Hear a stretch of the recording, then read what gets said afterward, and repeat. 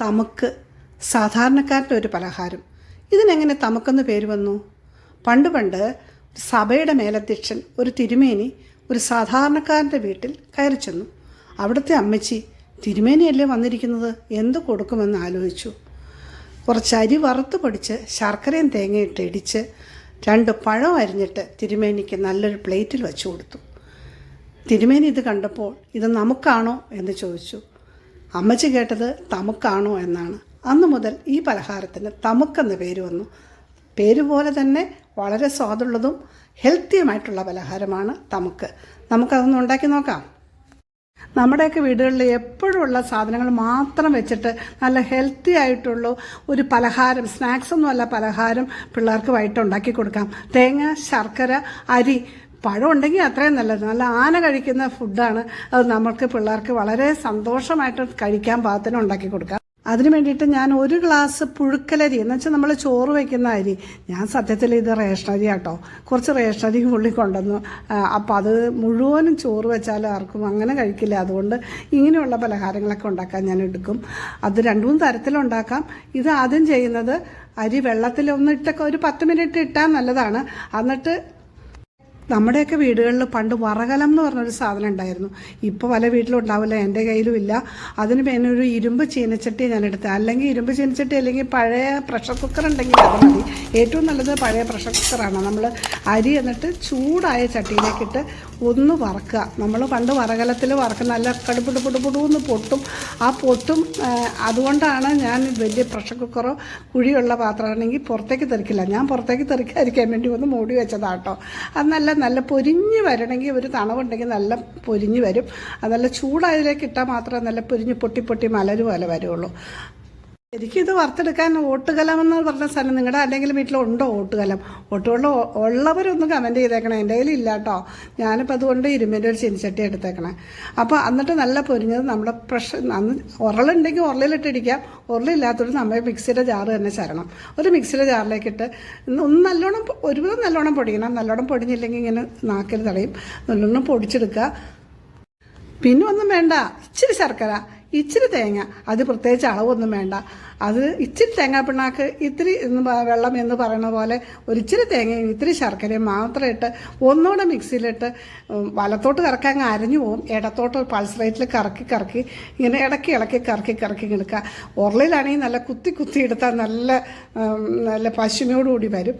അപ്പോൾ എൻ്റെ മോനും അതിൻ്റെ കൂടെയൊക്കെ പറയുന്നുണ്ട്, ഇത് പണ്ടൊക്കെ താവലെ വറുത്ത് പൊടിക്കുള്ളൂ. അരി വറുത്ത് പൊടിക്കാൻ സത്യം പറഞ്ഞാൽ എൻ്റെ അമ്മയൊന്നും സമ്മതിക്കില്ല. അരി വറക്കാൻ പാടില്ല എന്ന് പറയും. നെല്ല് കുത്തുമ്പോൾ ഉണ്ടാവുന്ന താവല് മാത്രമാണ് വറുത്ത് പൊടിക്കാൻ എടുക്കുള്ളൂ. 4 സ്പൂൺ തേങ്ങ, 4 സ്പൂൺ തേങ്ങ, 2 സ്പൂൺ ശർക്കര, 1 ടീസ്പൂൺ ജീരകവും 3-4 ഏലക്കായും കൂടെ ഇട്ട് മിക്സിയിലിട്ടൊന്ന് കറക്കിയെടുത്താൽ നല്ല സൂപ്പർ ഉണ്ടയായിട്ട്, അവലോസ് ഉണ്ടയല്ല, ഇത് അരിയുണ്ടയായിട്ട് ഉരുട്ടി കൊടുക്കാം. അല്ലെങ്കിൽ വേണമെങ്കിൽ പഴം ഉണ്ടെങ്കിൽ, എൻ്റെ പിള്ളേർക്ക് പഴം അരിഞ്ഞിട്ട് കൊടുക്കുന്നതാണ് കൂടുതലിഷ്ടം. പഴം ഉള്ള സമയത്ത് ഞാൻ എപ്പോഴും അധികം ഉണ്ടാക്കുന്ന ഒരു പലഹാരമാണ്. പിള്ളേർക്ക് ഉരുട്ടി കൊടുക്കുന്നേക്കാളും ഇഷ്ടം പഴം അരിഞ്ഞിട്ട് കൊടുക്കുന്നതാണ്. ഏതായാലും നല്ല ഹെൽത്തിയാണ്, ഒരു ദോഷവും ഇല്ല.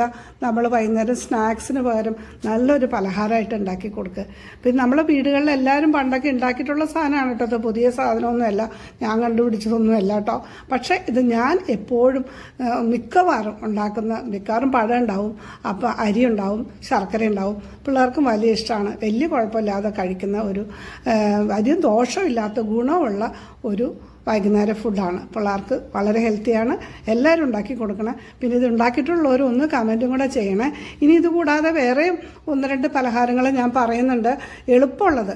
അത് ബുദ്ധിമുട്ടില്ലാത്ത, എണ്ണയും വേണ്ട, തേങ്ങയും ശർക്കരയും പഴവും അരിയും മാത്രം വെച്ചിട്ടുള്ള പലഹാരങ്ങൾ ഒത്തിരി ഉണ്ട്. ഞാൻ അടുത്ത് പറയുന്നുണ്ട്. ഞാനിത് ഇടാൻ കാരണം എന്താ വെച്ചാൽ പണ്ടത്തെ ആളുകൾക്കൊക്കെ അറിയാമെങ്കിലും പുതിയ കുട്ടികളൊന്നും ഇത് ചെയ്യുന്നുണ്ടാവില്ല.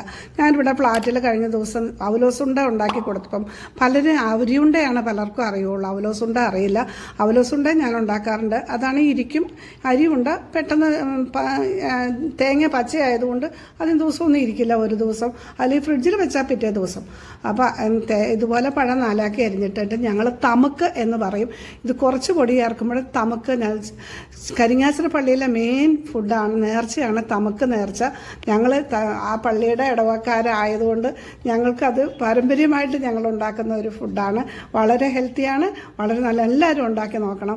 വളരെ എളുപ്പമാണ്, പെട്ടെന്ന് ഉണ്ടാക്കാം. 5 മിനിറ്റ് എന്ന് വെറുതെ പറയണമല്ല, 5 മിനിറ്റ് മതി.